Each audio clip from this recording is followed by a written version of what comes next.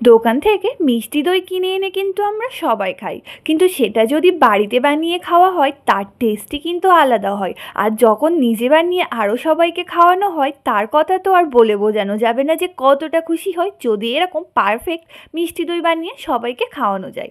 তো আজকে আমি না মিষ্টি দই বানাবো, তার জন্য এখানে আমি এরকম মাটির কিছু পাত্র নিয়ে নিয়েছি। আপনারা চাইলে এটাকে স্টিলের বাটিতে বা যে কোনো কাঁচের পাত্রেও সেট করে নিতে পারেন। তো এই মিষ্টি দইয়ের জন্য যেটা আমার মেন উপকরণ সেটা লাগবে হচ্ছে দুধ। দুধটাকে এখানে একটু গাঢ় দুধ নিতে হবে। দুধটা আমার ফ্রিজে ছিল, ফ্রিজ থেকে বাইরে বের করে এনেছি। দেখতে পাচ্ছেন দুধে কিন্তু কতটা পরিমাণে মালাই জমে গেছে। মালাইটা কিন্তু তুললে কিন্তু হবে না, মালাইটাই দুধের মধ্যে রেখে দিতে হবে। এখন একটা কড়াই বসিয়ে দিয়েছি গ্যাসের উপরে। কড়াইটা অতি অবশ্যই ভালোভাবে পরিষ্কার করে নিতে হবে। এখন কড়াইয়ের মধ্যে আমি দুধটাকে অ্যাড করে দিচ্ছি। এখানে আমি প্রায় 1 লিটারের মতো দুধ নিয়েছি। দুধটাকে এখন কড়াইয়ের উপর বসিয়ে জাল করতে রেখে দিয়েছি হাই ফ্লেমে, যাতে দুধটা একটু ফুটে আসে। ততক্ষণে আমি এদিকে দইয়ের জন্য যে দই বীজটা দরকার, সেই দই বীজটাকে রেডি করে নেব। দই বীজের জন্য এখানে আমি টক দই ব্যবহার করেছি, আপনারা চাইলে কিন্তু মিষ্টি দইটাও এখানে ব্যবহার করতে পারেন। এখন একটা ছাঁকনির উপরে টক দইটা দিয়ে আমি এক্সট্রা যে দইয়ের মধ্যে পানিটা আছে না সেটা ঝরতে রেখে দেবো।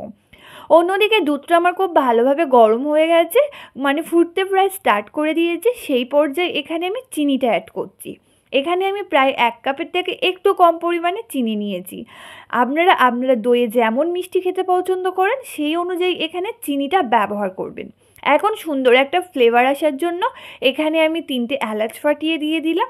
আর এখানে মানে দইটা আরও ক্রিমি করার জন্য এখানে 1 চামচ পরিমাণে মিল্ক পাউডার অ্যাড করলাম। এই টিপসটা আপনারা অবশ্যই মেনে চলবেন। 1 চামচ কি 2 চামচ পরিমাণে যদি আপনারা পাউডার দুধ এখানে ব্যবহার করেন না, আপনাদের দইটা কিন্তু একদম দোকানের মতো হবে।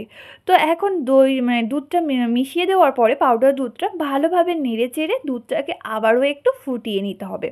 এখানে আমি দুধটা খুব কমিয়ে নিচ্ছি না, কারণ দুধটা অলরেডি আমার খুব গাঢ় আছে। তো ভালোভাবে নেড়ে চেড়ে এখন দুধটাকে ভালোভাবে ফুটিয়ে নিয়ে গ্যাসের ফ্লেমটা অফ করে সাইডে রেখে দিয়েছি। এখন যে টক দইটা আমি পানি ঝরতে দিয়েছিলাম সেটা কতটা ক্রিমি হয়ে গেছে, মানে পানি ঝরে দইটা কিন্তু একদম ক্রিমি হয়ে গেছে। এখন এই দই বীজটাকে আমি মাটির পাত্রে 4 সাইডে ভালোভাবে লাগিয়ে নিয়েছি এবং দুধটা আমার প্রায় ঠান্ডা হয়ে এসছে। দুধটাকে আবার কিন্তু খুব ঠান্ডা করা যাবে না, একদম আমুল ডুবিয়ে রাখা যাবে সেরম পর্যায়ে উষুম উষুম গরম কিন্তু থাকতে হবে দুধটা কিন্তু পুরো ঠান্ডা করে নিলে দইটা কিন্তু ভালোভাবে সেট হবে না। এখন এর মধ্যে আমি দই বীজটা অ্যাড করে দিচ্ছি, দিয়ে একটা হ্যান্ড উইক্সের সাহায্যে ভালোভাবে দুধের সাথে দইটাকে মিশিয়ে নিচ্ছি। এবং দুধটা কিন্তু আমি গাঢ় করে নেওয়ার জন্যই কিন্তু এই কালারটা এসছে।